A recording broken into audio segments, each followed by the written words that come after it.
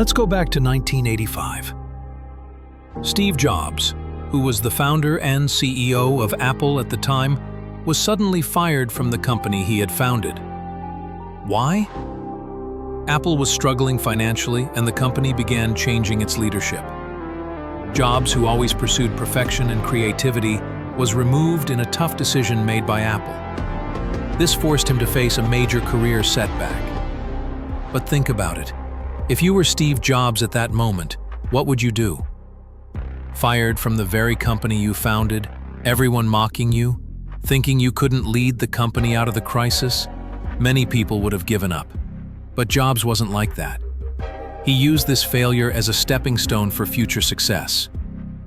After being fired, Jobs didn't get discouraged. Instead, he decided to start a new company called Next, a company that specialized in creating high-end computers for universities and research organizations. Although Next didn't generate the revenue he had hoped for, it became a place where Jobs learned a lot about failure and how to rebuild from scratch. But it wasn't just Next. Jobs also bought Pixar, a struggling company in the animation industry. At the time, Pixar wasn't highly regarded, and investing in it was a huge gamble. But Jobs believed in his vision.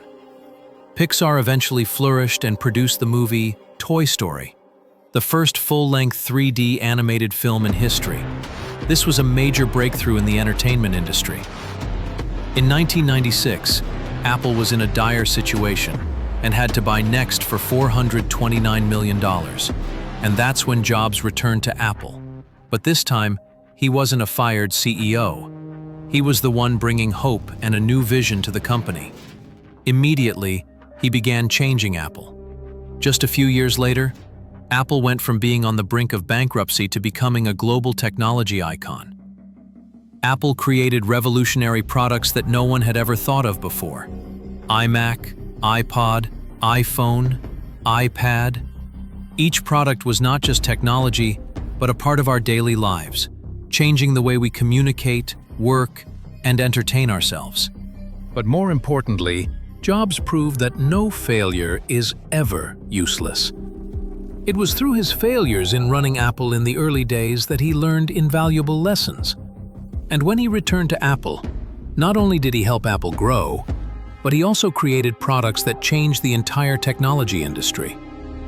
Steve Jobs' story is proof that failure is not the end, but an essential part of the journey to success. You never know how a failure can lead to great opportunities unless you refuse to give up. If you are facing difficulties in life or work, don't let those failures stop you. Remember, Jobs was once fired from the very company he founded, yet he was able to come back and achieve greatness. You too can learn from your failures, rise up, and keep moving forward. Now, I want you to think about something in your life that you feel you haven't achieved yet. It could be a work project that hasn't succeeded or a dream you haven't dared to pursue. Start over, learn from your failures, and keep persevering. Don't forget, every step is an opportunity to get closer to success. Thank you for listening. If you found this story helpful, don't hesitate to share it with your friends and family. Together, we will continue the journey of discovering inspiring stories in the coming days.